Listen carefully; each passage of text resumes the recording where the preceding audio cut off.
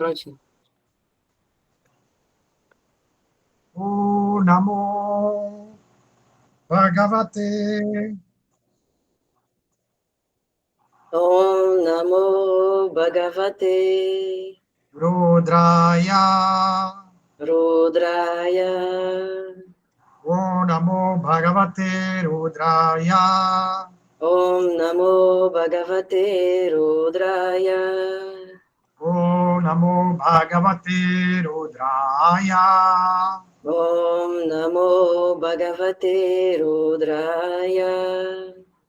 O Namo Bhagavate Rudraya.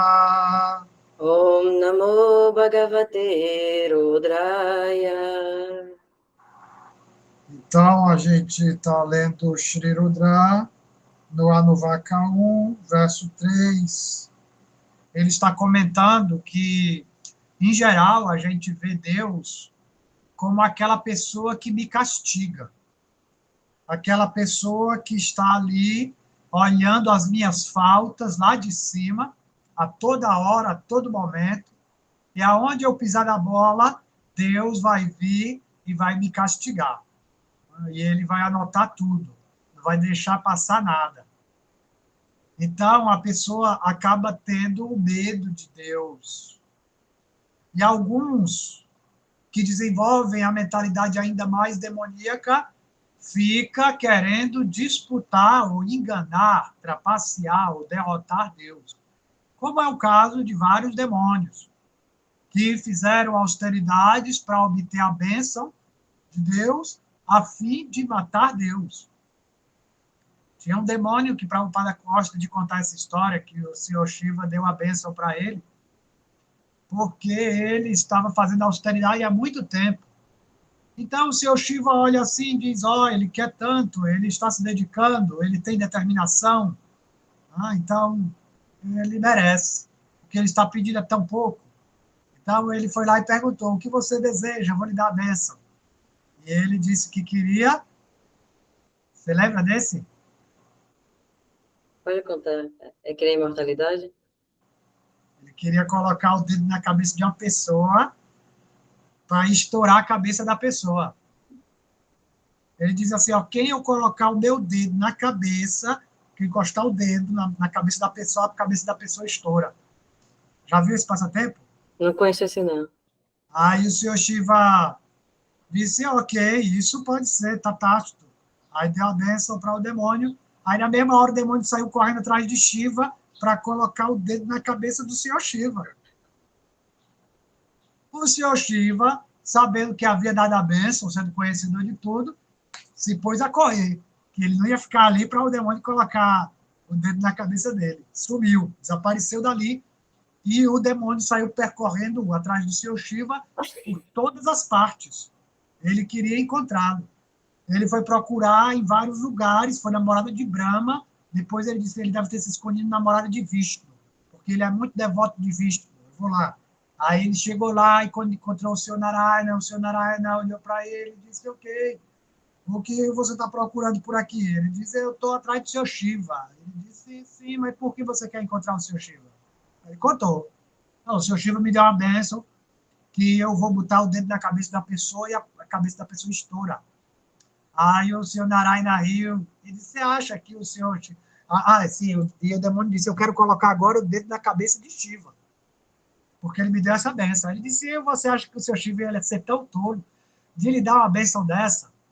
Aí ele disse, como assim? Ele lhe enganou, coloque o dedo aí na sua cabeça para ver se funciona. Aí quando ele... Finou-se o demônio. O senhor Shiva, ele dá a bênção e ele deixa você com o resultado da sua própria ação. O senhor Shiva ele não estava castigando o demônio quando o demônio teve a cabeça estourada, né? Quando o senhor Narayana o engana. Enganou o demônio. Né? Enganar o mentiroso é fazer um acerto duas vezes. É acertar. Então, o senhor Narayana, quando enganou ele, o senhor Shiva já tinha conhecimento do que estava para acontecer. Né? O Senhor Shiva deixou o demônio com a sua própria reação, da sua própria atividade. É o que Deus faz. Deus faz a gente viver num salão de espelhos. Então, eu me movimento, a minha imagem se move comigo. Aí eu fico pensando, Deus fez isso, Deus fez aquilo. É apenas o reflexo das minhas atividades que me castigam. É o meu próprio desejo que me castiga. Não é culpa de Deus. O Sr. Narayana não tem culpa que o demônio colocou o dedo na própria cabeça. É a própria atitude dele que o fez querer matar quem lhe deu a força, quem lhe deu a vida. O demônio sempre quer matar Deus. Ele mata Deus quando diz assim, Deus não existe. Esse é um pensamento que quer assassinar Deus, porque não consegue reconhecer os próprios atos. E por isso acha que Deus não é justo. Então, se não existe justiça, não existe Deus. A pessoa conclui quando diz Deus não existe, ela está dizendo não existe justiça. É a lei do mais forte. Você acha que, pela sua própria força, você pode ou não resolver seus problemas. Mas isso vem da concepção de que eu acho o mundo injusto e porque não existe justiça, não existe um controlador. Então eu assassino Deus, porque eu estou sofrendo o resultado das minhas ações. Aí a pessoa diz, mas eu não me lembro o que eu fiz na vida passada para ter tido esse nascimento. Isso é injusto. Né? Eu estou pagando por algo que outra pessoa fez. A gente vê que na nossa própria vida, a gente às vezes não consegue se lembrar o que fez semana passada. Às vezes eu ofendo uma pessoa e nem percebo. E eu nem me lembro que eu disse aquilo. O tempo passou 1, 2 semanas, eu disse só uma palavra que ofendeu uma pessoa e eu esqueci, nem me lembro mais daquele incidente. Mas a reação não vai esquecer. A reação, ela vem de todo jeito, mesmo que você se lembre ou que você se esqueça.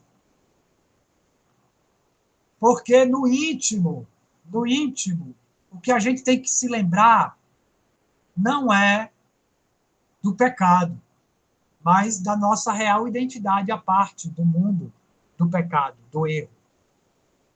O pecado, ele é normal no mundo material, porque ele faz parte do mundo material. O problema está em se identificar com o crime. Mas o crime a alma não comete nenhum.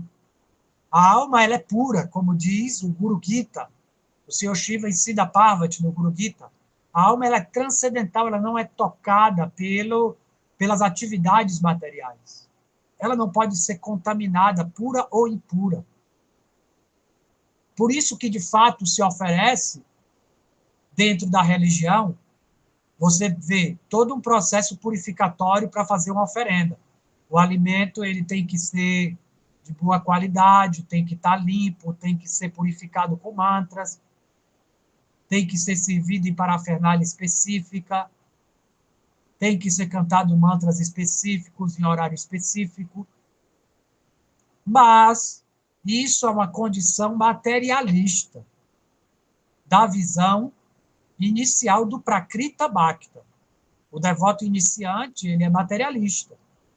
Então, ele necessita dessas condições de pureza e de momento favorável para que a sua consciência tenha mais fé em se dirigir a Deus. Porém, o devoto avançado, o Tamadikari, o que é transcendentalista, que de fato transcendeu, ele vê que não existe nem dia, nem hora, nem objeto que seja favorável ou desfavorável a ser oferecido. Tudo pode ser oferecido, a qualquer hora. Purificado ou contaminado. Nada toca o espírito. O que Deus recebe é a tua devoção. É só isso que Deus recebe. Então, a alma, ela não está sendo castigada. Ela está identificada com a ação e o resultado da ação. Assim, a mente viaja no passado, no presente e no futuro. Uma ação passada, um resultado futuro. Eu estou no passado e no futuro. Porque estou apegado, identificado com o que eu faço. Deus, ele não tem problema de perdoar um assassino. Porque quem mata e quem é morto é apenas a matéria se transformando. A matéria, ela passa por processos de transformação, mas a alma não. A alma é eternamente a mesma como está no Bhagavad Gita. Ela não pode ser molhada nem queimada. Ela não pode ser purificada ou contaminada. A alma não tem atividades materiais, então, de fato, ela nunca fez uma atividade material. Quando eu falo a alma, é o nosso verdadeiro eu, que é o que importa para Deus, porque o resto é temporário, é ilusório. O que não é a alma, a mente, o falso ego, está tudo condenado para a morte. Os sentidos, eles vão se manifestar apenas por um determinado período. As atividades de uma pessoa que está encarnada, elas são manifestadas por um determinado período. O resultado, ele fica ecoando na eternidade, que é a eternidade da tua identificação. Nunca tem fim o karma. Você faz uma ação, ela gera um resultado, e esse resultado gera outro resultado, que gera outro, é um efeito dominó. Ele nunca para, nunca se encerra. Sempre o resultado vai gerar outro. Causa e efeito eternamente. Nunca para.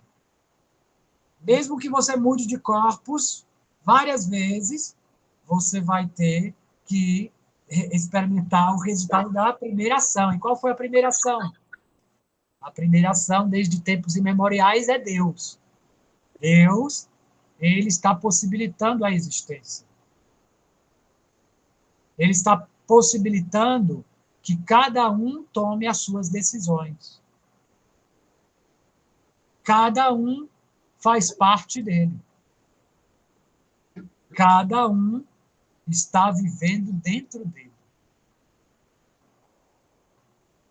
Somos pequenas porções da consciência Shiva. Pequenas, diminutas partículas de Shiva Tattva, que é Tatasta. O que fica entre o dia e a noite. É o crepúsculo. Isso se chama Sandhya. Sandhya significa o momento de transição do dia para a noite. O momento que Deus matou o demônio, né? É o Shiva Muhurta, o horário de Shiva. Quando não se diz mais nem bom dia, não, nem boa tarde, nem boa noite. Você está na transição, Sandhya. Nesse horário é um horário de adoração. Porque essa é a nossa posição. Nós estamos entre espírito e matéria. Nós estamos entre o casal divino também. Veja que bonito. Uma manjari, uma dasi, uma serva do casal divino, ela está entre os dois. Ela está pegando a mão de um e do outro e unindo. Esse é o nosso papel. Nós estamos experimentando a diferença de Deus para fazer a união. Pois o processo de fabricar, de produzir a união da separação causa êxtase. É por isso que a verdade absoluta ela é melhor descrita não como uma pessoa, mas como raça, experimentado pelas personalidades envolvidas no Lila. Raça vai sarrar. Essa é a primeira aforismo do Srimad Bhagavatam. Ele faz parte do Vedanta Sutra. Raso vai sarrar. Quer dizer que a verdade absoluta, ela se manifesta como raça, eternamente. Raça é o sabor de existir, que é produzido pelos conflitos de separação em busca da união. Quando nós estamos experimentando o sofrimento material, que parece o castigo de Deus, nós estamos experimentando um raça, um sabor causado pela separação de Deus. Quer dizer que eu penso que eu estou longe de Deus. E por isso ele me castiga. Essa é uma visão materialista de Deus. Ela é bem-vinda em determinado estágio do desenvolvimento da consciência. Nós somos crianças aprendendo o que é raça. Então, nós experimentamos o que é raça abassa, uma semelhança do êxtase divino, através do sofrimento material. Porque quanto maior o sofrimento, maior a felicidade pelo alívio dele. Então, você começa a saborear a separação de Deus, ela possibilita a experiência de raça.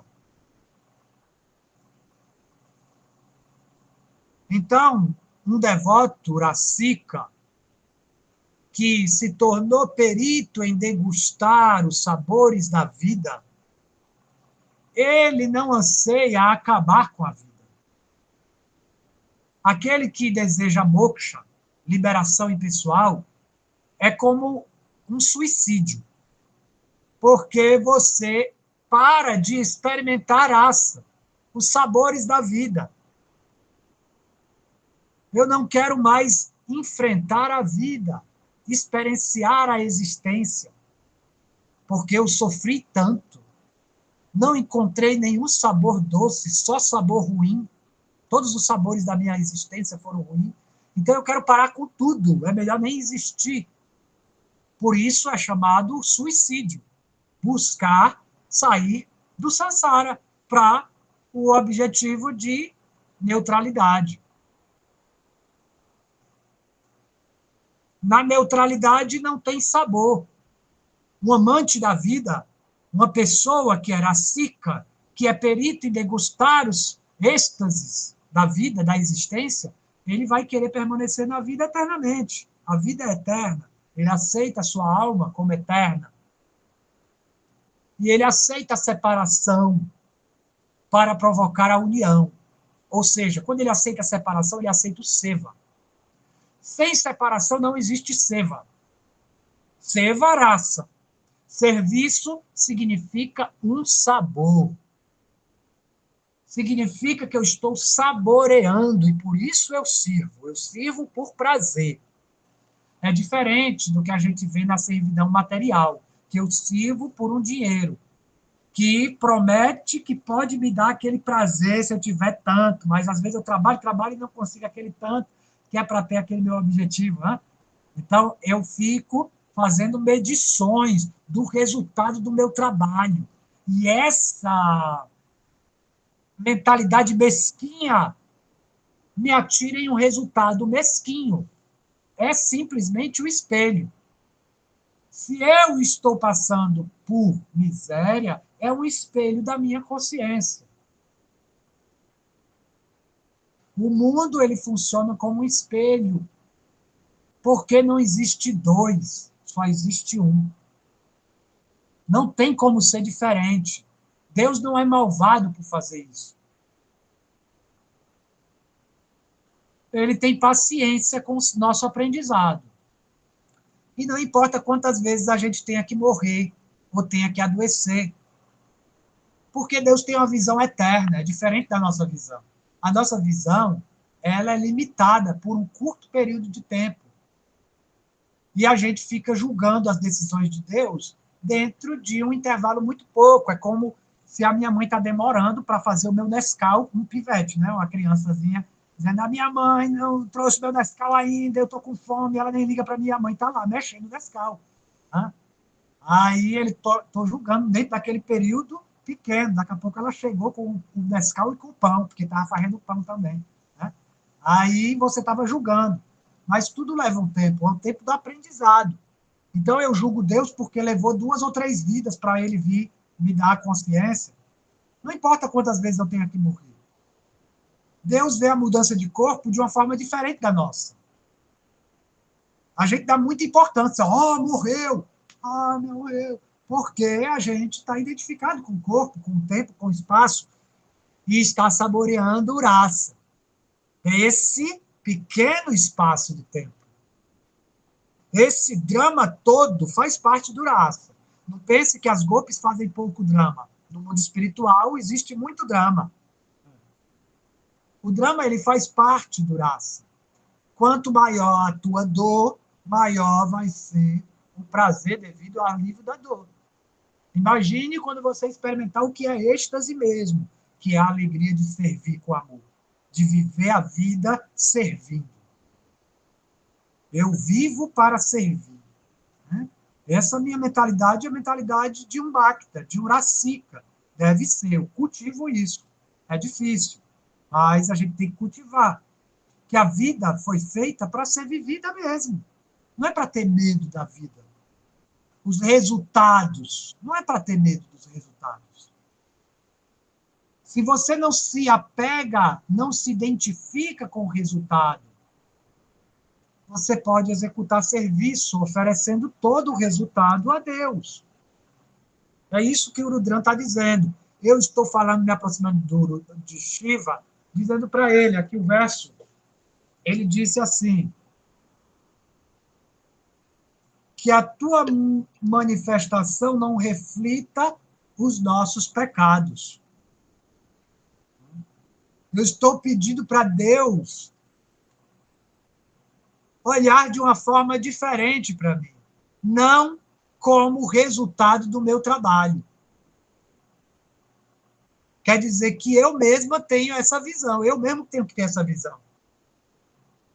Eu não posso me identificar com os meus pecados. Para não refletir o meu pecado, eu não devo ter identificação com o meu erro, nem com o meu acerto, que é os 2 demônios que a Mãe Divina matou, vaidade e autodepreciação. Eu estou pedindo para Deus, Deus, que a tua manifestação, que é tudo que existe à minha volta, é como Deus manifesta na minha vida, o que está acontecendo na minha vida. Então, não reflita nossos pecados. Para que isso aconteça, eu tenho que me identificar com ele, com Shiva, com a alma, com aquele que não peca. A alma é a consciência não peca, a consciência observa. Quem peca é o corpo material. Um corpo material que envolve mente. A mente é um produto dos modos da natureza material, a partir dos pensamentos produzidos na mente, que é um elemento material composto, que se manifesta de acordo com os modos materiais que ela se associa, a mente, ela age através dos sentidos. E a consciência observa a mente e faz com que aquilo pareça realidade. É a consciência que faz o que parece a mente parecer realidade. A mente e os sentidos. Para dar forma a algum objeto, a gente já estudou isso, uma camisa, ela tem uma forma porque tem uma consciência olhando. Ela existe porque existe uma consciência olhando a camisa. Senão a camisa não existiria se não houvesse consciência. Nem uma rede, existe a partir do momento que uma consciência observa o objeto, e aquele objeto assume aquela forma, porque a consciência traz aquela forma. E a mente, ela vai jogar a realidade, vai receber as informações dos sentidos, né? E ela vai processar aquelas informações de acordo com a natureza material que ela se associa. A mente é guiada pela inteligência, mas existe inteligência no modo da ignorância. Existe inteligência no modo da bondade e da paixão. De acordo com esses modos, a natureza material produz todas as atividades, sem a necessidade da alma agir. A alma não age no mundo material. A alma observa a natureza material, a partir do ponto da sua identificação. Quando ela se identifica, ela sofre. Então, ele está dizendo que a tua manifestação não reflita os nossos pecados.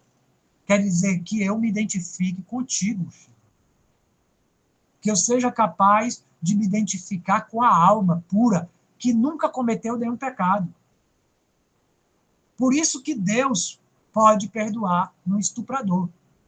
É horrível pensar em perdoar um estuprador, principalmente para a vítima do estupro, ou para a família do assassinado. Mas Deus já perdoou muitos assassinos. Muitos assassinos já alcançaram o amor de Deus. E muitas pessoas que viviam eticamente correto, uma ética correta na sociedade, não realizaram nada. Pode, se ele tiver identificado com a sua vaidade de ser um grande caridoso. Porque quem está fazendo caridade é a natureza material. Então, eu estou aqui me identificando com a consciência que observa. E eu não vou mais ver Deus como aquele que me castiga. Eu vou entender que o mundo material, ele é feito de causa e efeito. Causa e efeito, causa e efeito, causa e efeito. A primeira causa é Deus. A segunda é a separação de Deus. Sendo que a separação de Deus não existe. É apenas um efeito ilusório. Então, todo mais é um efeito ilusório. É uma compreensão equivocada da realidade. A realidade continua acontecendo. Só que eu estou tendo uma percepção equivocada, que é que eu estou separado de Deus. Mas para que existe a separação de Deus, né? Para o serviço. Para o serviço. Isso. Então a gente está aqui para aprender a servir. O sofrimento, ele vem para a gente aprender a servir. Servir sem se apegar. Toda dor vem do apego. Se eu servir com desapego, não tem sofrimento. Vai vir a ação e a reação. Vai acontecer. Mas eu vou ter a percepção real da ação e da reação, que é o êxtase amoroso. Ação e reação quer dizer êxtase, quer dizer lila, passatempo. A minha concepção maia, de Mahamaya, é que é dor e prazer. Prazer, felicidade e aflição. Mas quando a mentalidade é corrigida, existem os diferentes sabores de êxtase. Comente, Carol. Então, já falou bastante, né? Tu falou e me lembrei quando falou da primeira causa ser Deus, a segunda causa a separação de Deus. Aí foi como eu me lembrei de Balarama, que a causa primordial é Deus, aí essa separação. E quando Balarama vê o Krishna, ele quer servir a Krishna. É por isso que eu pensei, a terceira causa seria o serviço. É o resultado. Aí quando Deus vê o serviço devocional amoroso, né, Bhakti, ele vai atrás dele, né, sai correndo. E é apaixonado pelo serviço, né? Porque é o serviço que amolece o coração, né? Que eu já é mole, né? Mas é o serviço que agrada o coração de Deus. Porque ele é o servo, né? O servo primordial. Que é o guru. Balarama é o guru. Balarama. Que o guru é a potência de existência. É o existir. Uhum. Eu lembrei E por também isso que diz que... Pode. Diga. Não, porque estava lembrando também que quando tinha... Eu estava escutando o Shiva Tato, que é a Chandra leu, ela no Spotify. Daí ele falando quando Narada está glorificando o seu Shiva. Ele, se Shiva, não, que eu não sou nada disso, né? Eu não sou o querido de Krishna. Porque eu fiz várias atividades ruins, né? Aí Narada vai mostrando a gente, nossa evolução, né? O nosso processo, né? Quando a gente está se identificado com o nosso serviço, o que foi que eu fiz? Aí Narada lembra ele, não, você não fez isso, você é tão devoto que Deus te deu esse serviço aí porque confiou em você. Você é capaz de fazer isso aí. Isso serve para nós também, né, Carona? Isso. A gente está passando por uma situação, por que Deus me faz passar por isso? Qual o sentido disso, né? Aí Narada está dizendo, não, é porque você é devoto, você está aí para fazer o seva. Então, Deus confiou em você, né? Krishna confiou em você, que você é capaz de fazer esse serviço aí. Então, só vai lá e cumpre. Isso. E aí você entende que a hierarquia do serviço é que quanto mais difícil, mais elevado. Aqui no mundo material é o contrário. Quando você avança numa empresa, aí os caras te dão um serviço mais fácil também, né? Sim. Mas o serviço que exige mais, que é mais difícil de fazer, ele tem cada vez mais valor para Deus. Porque provoca o êxtase. A dificuldade traz o êxtase. Quando Radharani quer encontrar com Krishna, vem muitos obstáculos. Quanto maior o obstáculo, maior o amor dela. O amor dela aumenta ainda mais. O caminho do êxtase é assim. É obstruindo para depois extravasar, explodir. Obstrui ali, para, contém, a energia cresce, não se aguenta mais e pum! Tudo passa a existir. Hoje de manhã a gente estava cantando, foi fazer encontro do Japamala, aí teve a leitura do Govinda Lilamrita. Aí na leitura teve a parte, né, que Radharani tinha que fazer o serviço de cozinhar para Krishna. Então Jatila mandou ela fazer o serviço de cozinhar para Krishna. Só que ela encontrou um obstáculo no meio do caminho. Aí tinha que atravessar aquele obstáculo para conseguir fazer o serviço. Perfeitamente. E o obstáculo era Krishna mesmo? Era Krishna mesmo. Era o próprio Krishna parado no caminho. Como é que eu vou passar por ele?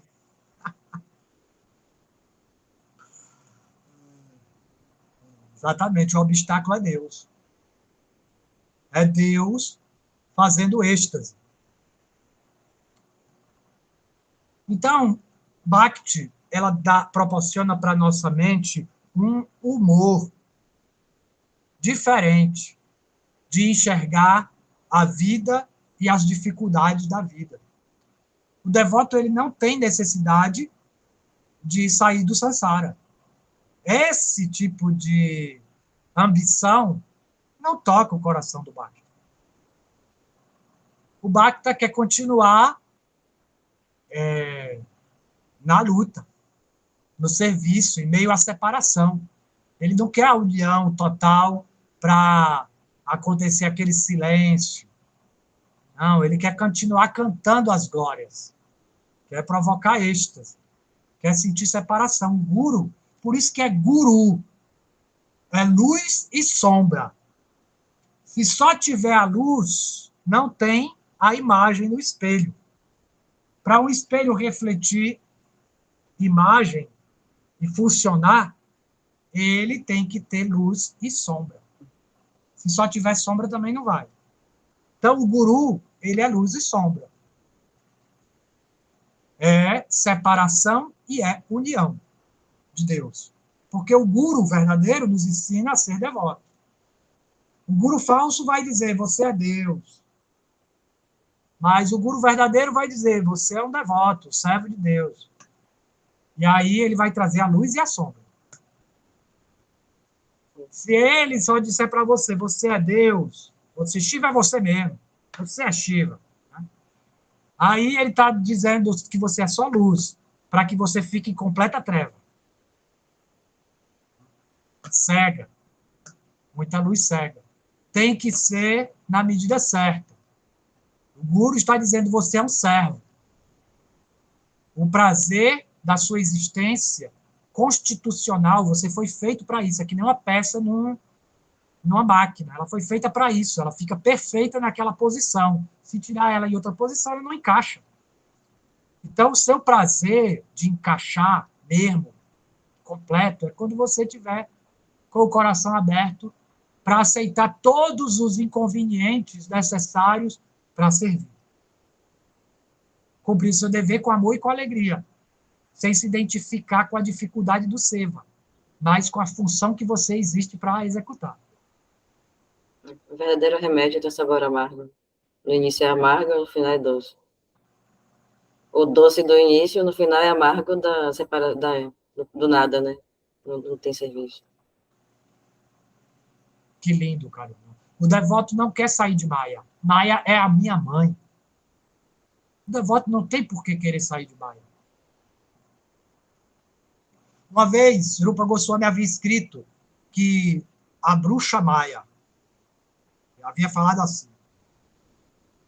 Aí, o Vallabhacharya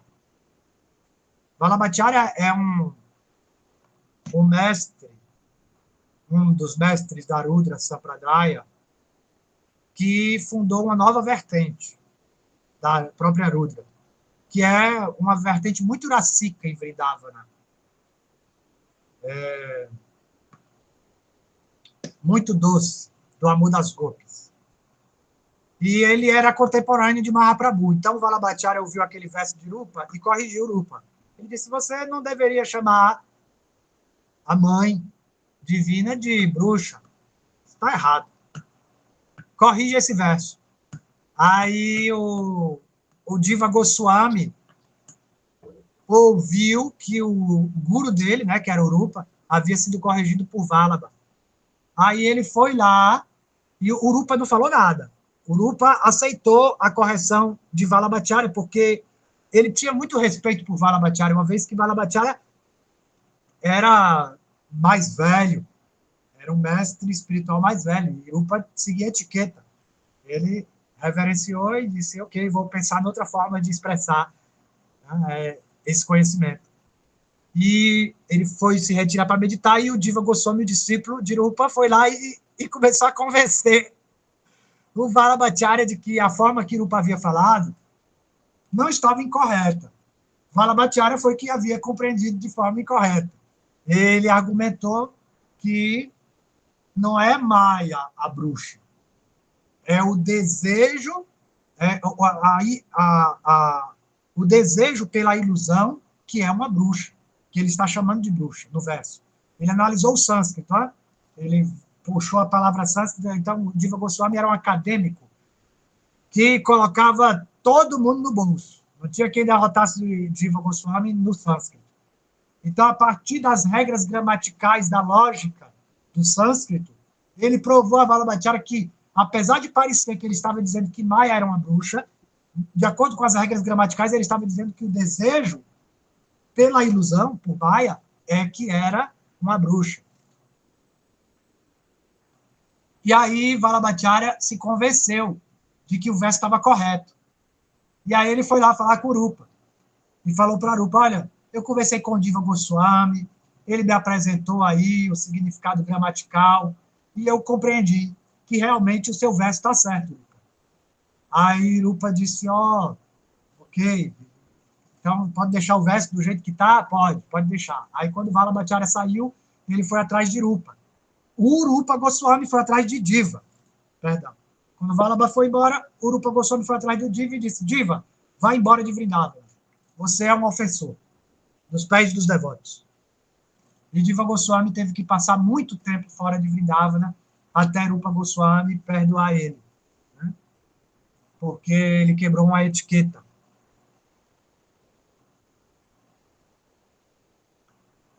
É luz e sombra, né? Ele cometeu uma ofensa para servir o mestre. Entende? Diva Sim. Goswami fez um serviço, ele não fez isso por apego material, a vaidade. Ele queria só deixar claro que o verso tinha sido revelado por Deus, não era a criação de Rupa. Mas, para cumprir o serviço dele, ele teve que aceitar o castigo do mestre. Para defender o mestre, ele foi castigado pelo mestre. E ele aceitou com o êxtase devocional. Aceitou o sofrimento, porque ele sofreu, por ter ido embora de Vrindavan, ser expulso da comunidade. Mas ele cumpriu a missão dele com prazer e alegria e aceitou, sabia que poderia acontecer isso, né? Ele tinha consciência de tudo que estava para acontecer também. Diva Goswami era uma alma autorrealizada.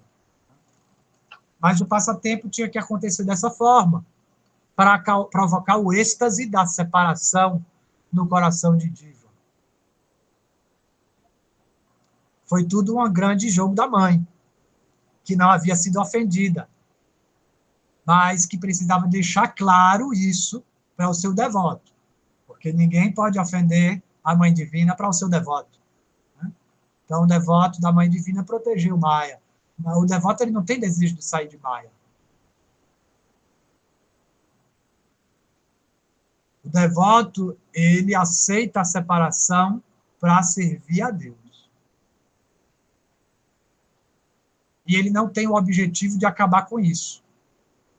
Aí eu vou fazer um tempo, o serviço, até que eu vou ser recompensado e vou parar de servir.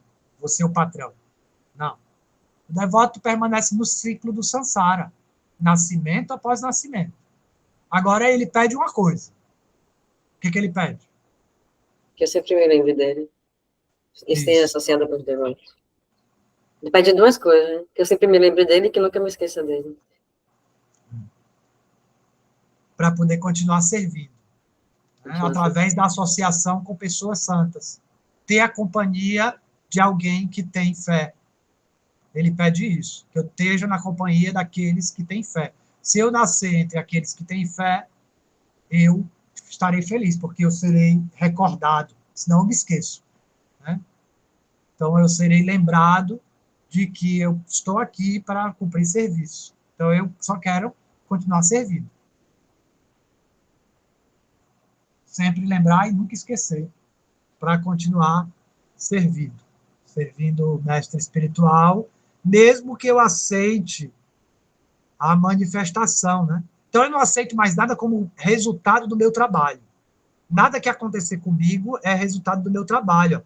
Eu estou dizendo para Shiva que a tua manifestação não reflita os nossos pecados. Se eu estou fazendo essa oração com fé, quer dizer que eu estou aceitando que Deus está atendendo ela. Então, se Deus está atendendo, não quer dizer que só vai acontecer coisa boa comigo. Quer dizer que tudo que acontecer não está sendo o resultado das minhas ações passadas. Não, eu não estou sofrendo por causa do resultado das minhas ações passadas. Eu estou sofrendo porque é a vontade de Deus para que eu faça o meu serviço. Estou sofrendo porque eu estou servindo a Deus, faz parte do meu serviço esse sofrimento. O que está acontecendo?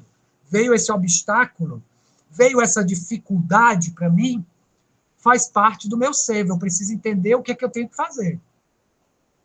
Qual é o meu serviço nessa situação? Veio uma doença, não é o resultado do meu trabalho. Isso é a misericórdia de Deus. Ele não está refletindo mais o resultado do meu trabalho. Então, aqui, ele está cortando o nó do resultado dos meus trabalhos, o nó do apego. Ele está cortando o nó que me prende ao ciclo infindável de ação e reação. O dominó. Porque eu aceito que Deus é a causa disso que está acontecendo comigo. Ele é a causa de todas as causas. Sarva, Karana, Karanam. Então, tudo que está acontecendo comigo é a graça de Deus. Então, o devoto não lamenta mais nada. Ele só vai procurar qual é o meu serviço. Ele pode dizer assim, ai de mim, eu não sei qual é o meu serviço nessa situação. Por favor, Deus, me mostra. A lamentação vem no sentido de estar separado do entendimento, da presença de Deus. É o único lamento. Assim, ainda Eu tenho um desejo de servir, mas sou tão caída que não se depender de mim, não faço nada. Aí Deus vai me colocando na situação para que eu faça alguma coisa. Isso. Perfeito. Então, ele está dizendo que Shiva revela o verdadeiro eu. Tá vendo? Quer dizer que eu estou me identificando com o Espírito. Né? Para que a sua manifestação, para que a manifestação não reflita os meus pecados, eu preciso ter o conhecimento da minha verdadeira identidade. Então, ele está dizendo, o Senhor revela o verdadeiro eu. Quando eu me identifico como servo eterno de Deus, eu não tenho mais resultado para sofrer ou desfrutar, apenas serviço para fazer. Que o teu olhar amoroso nos traga paz. Né? Então, a minha paz, ela não está na inação, na inatividade. Mas a minha paz está em meio às ações, em meio à guerra, que é o olhar de Deus. É como o soldado no campo de batalha. Quando ele olha para o seu general, ele se inspira, se arrepia todo e continua a sua batalha. Ele está para ser derrotado, aí ele olha nos olhos do general, o general diz, se levanta, aí ele se levanta e derrota o inimigo. Então, estando nesse corpo, o corpo é o campo de atividades. Então, é o campo de batalha. Então, se eu estou na atividade, que essas atividades sejam a serviço o tempo todo. Na atenção, sempre consciente de que está sempre a serviço.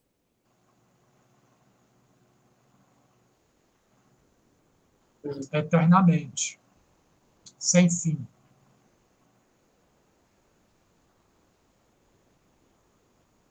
É aquela coisa, né? A gente sempre pensa em Deus com essa questão da salvação, que é no futuro. Mas o Rudran, ele está trazendo uma outra concepção. É a concepção de Deus no presente. Para um materialista, ele pode olhar esse verso e ele, um Prakrita Bhakta, ele vai olhar e vai pensar que eu estou pedindo a Deus que tenha misericórdia, que me poupe dos meus pecados, que só traga coisa boa para a minha vida. Né? Mas o devoto transcendentalista, ele está observando que eu preciso realizar meu eu verdadeiro. E aí tudo estará perfeito como está. Não precisa mudar. Não precisa vir só coisa boa para mim. Só dinheiro, só facilidades. Não. Pode vir o que for necessário para fazer o seva e isso me trará paz. Se eu tiver a presença de Deus. Muitas vezes ficar orando, pedindo a Deus a salvação. Você falou, meu Deus, me dê a salvação. Na verdade, o devoto já está salvo. Não pede a salvação para Deus, ele já está salvo. Então. Mesmo que tiver no meio de um incêndio, já está salvo. Já está salvo.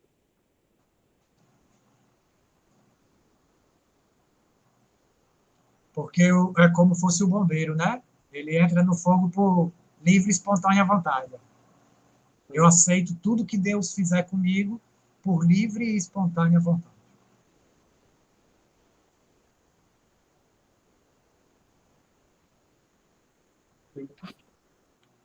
Vamos ler o próximo verso.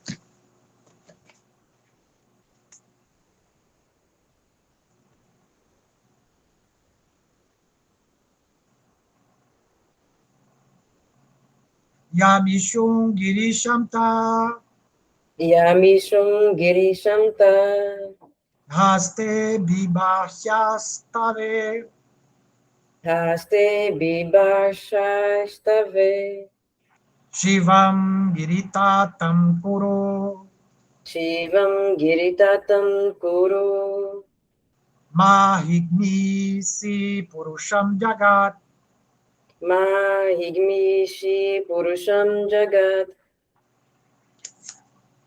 Tradução, palavra por palavra. Yam, na qual? Ishum, flecha. Girishanta, com palavras tranquilizadoras. Gir, significa voz, fala.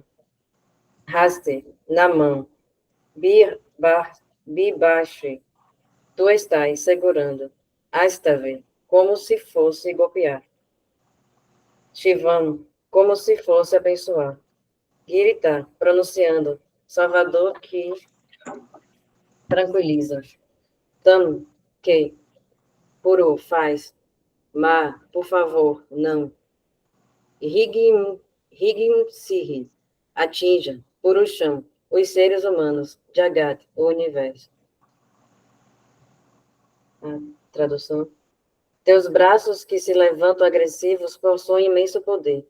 Converta-os em bênçãos benevolentes. Por favor, não atinja os seres humanos e o universo, ó pacificador e salvador, que nos outorga tranquilidade aos que se rendem a ele. Comentário. De agora em diante, que a nossa violenta energia de agressividade se transforme e se manifeste como paixão para executar o seva, serviço desinteressado em devoção. Que possamos tranquilizar os seres humanos e todos os demais com palavras amorosas e ações afetuosas de não violência. Enfim, esta é a prece para a remoção de todos os obstáculos na forma de doenças, problemas emocionais e outros. Muito bom comentário, né? Muito bom comentário. À primeira vista, a tradução do verso, ela mostra novamente um aparente desejo fruitivo na mente do Prakrita Bhakta, o devoto neófito. Ele está pensando que Deus tem braços que são muito agressivos. E, por isso, ele pede a Deus que proteja as pessoas, a sociedade humana, né? Como se fosse algo para me ajudar, né? Ajudar a raça humana para que a gente possa viver bem num lugar, né, confortável. Mas no significado, ele explica, ele traz o significado para o próprio devoto. Quando eu estou dando para Deus a responsabilidade de cuidar dos seres humanos, eu estou assumindo essa responsabilidade. Porque se é função de Deus, é função do servo de Deus. Se Deus tem o dever de proteger as pessoas, então esse é o dever do servo de Deus. O servo está ali para cumprir a função de Deus, para cumprir os afazeres que Deus tem para fazer. É isso que o servo faz. Ele faz pelo amo dele os afazeres que o amo tem para fazer. Por isso você tem uma secretária, né? Um empresário tem uma secretária. O secretário pode organizar a agenda, pode organizar questões que ele precisa ligar, resolver, pendências, né? O servo vai fazer esse cumprimento. Então, Deus, ele está nas alturas invisíveis da consciência mais elevada.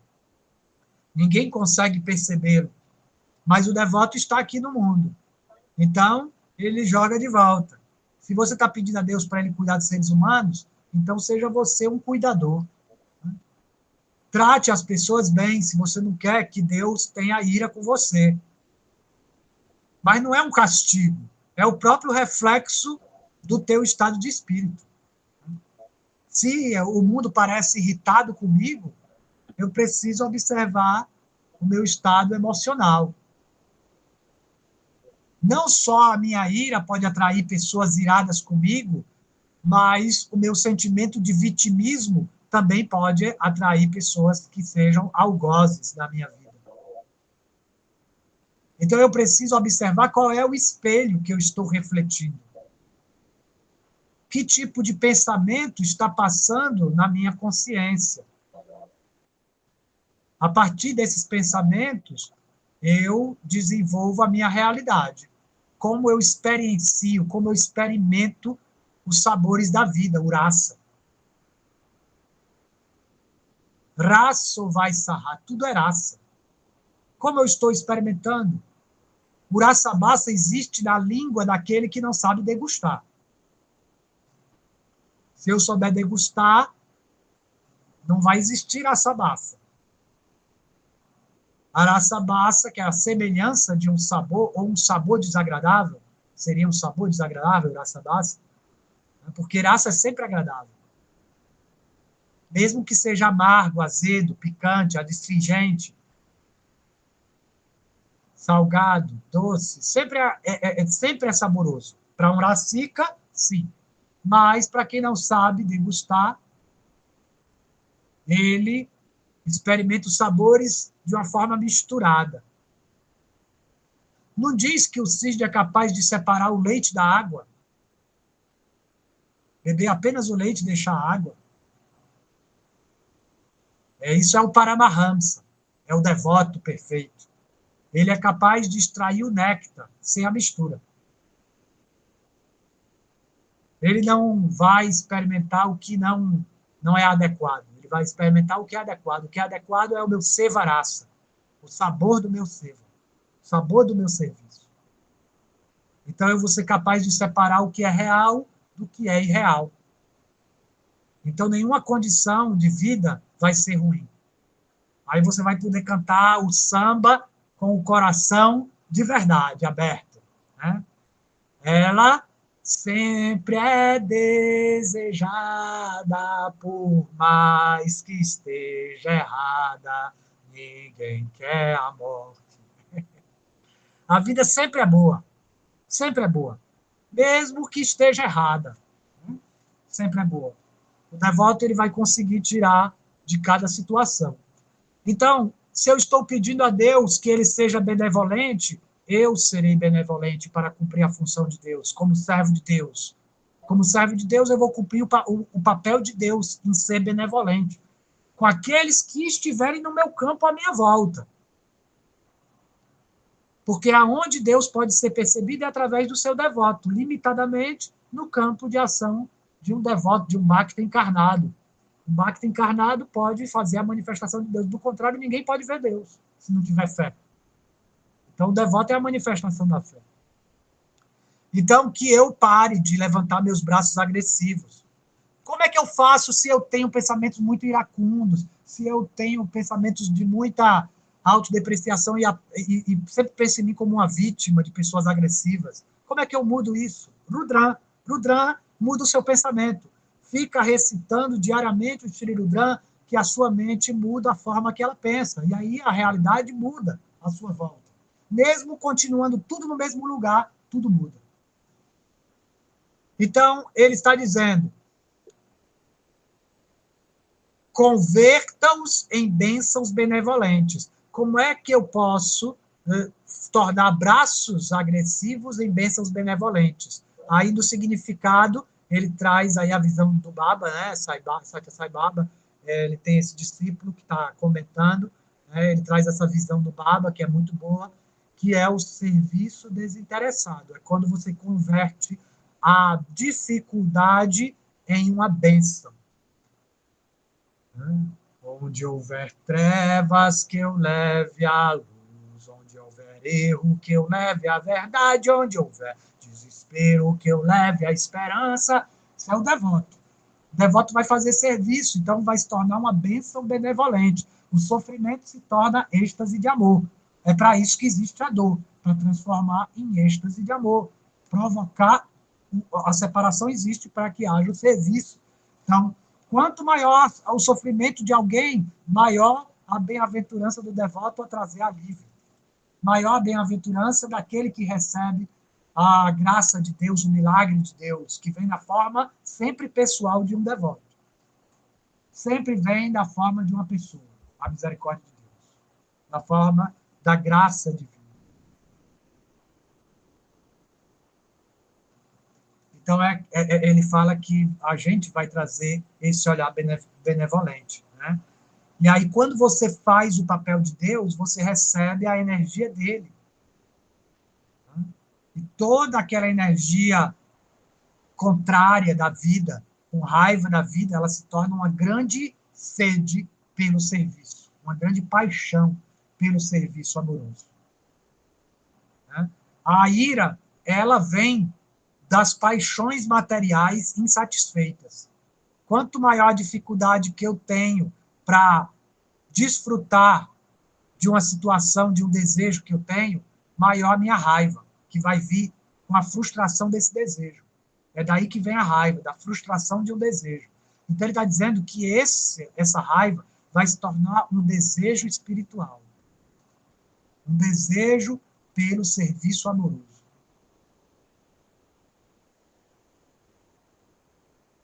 Então, ele diz, não atinja os seres humanos e o universo, né? Quer dizer que eu não devo atingir as pessoas com os meus sofrimentos. Eu devo ser capaz de não ser egoísta.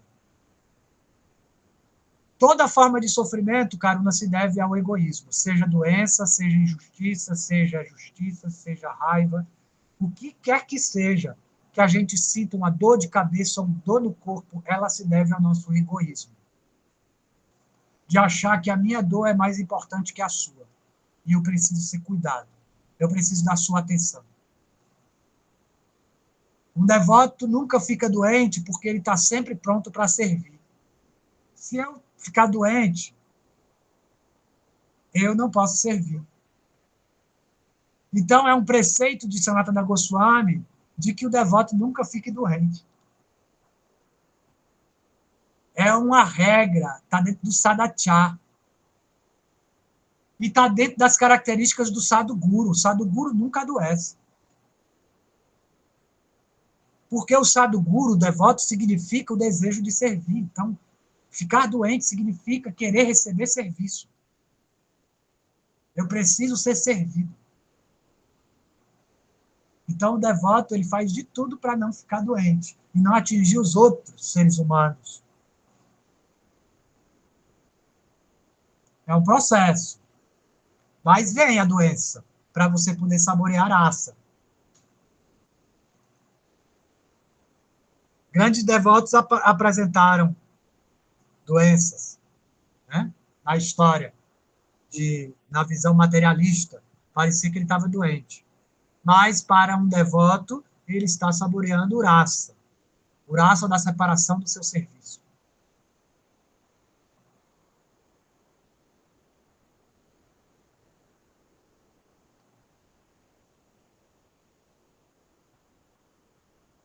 Então, nos outorga a tranquilidade.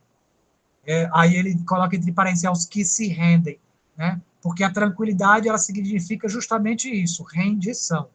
Quando eu estou rendido à vontade de Deus, Om Namah Shivaya, seja feita a vossa vontade. Quando eu estou rendido à vontade de Deus, tudo que acontece comigo não é karma, tudo que acontece comigo é a misericórdia de Deus, é a graça divina, né? Para que eu possa servir com maior paixão. Com maior desejo. Então, mesmo em meio às dificuldades, a pessoa está tranquila, porque está rendida. ABC, né? ABC, isso aqui é Bhagavad Gita, isso aqui é Guru Gita. Guru Gita. O conhecimento ele é repetido, Karuna, de diversas formas.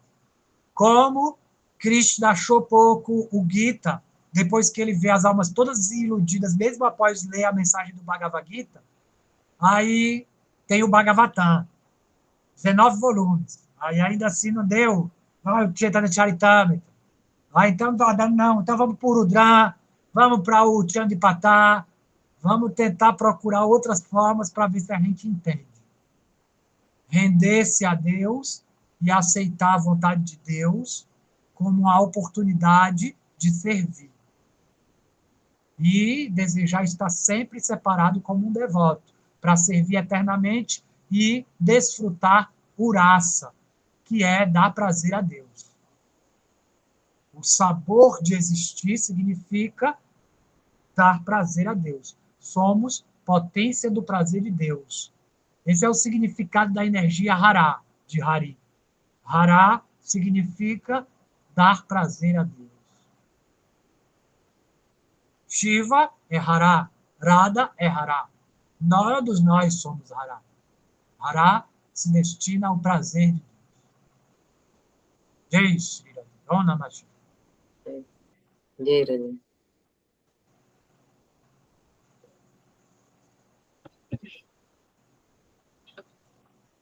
Jai. Tá bom? Você que diz.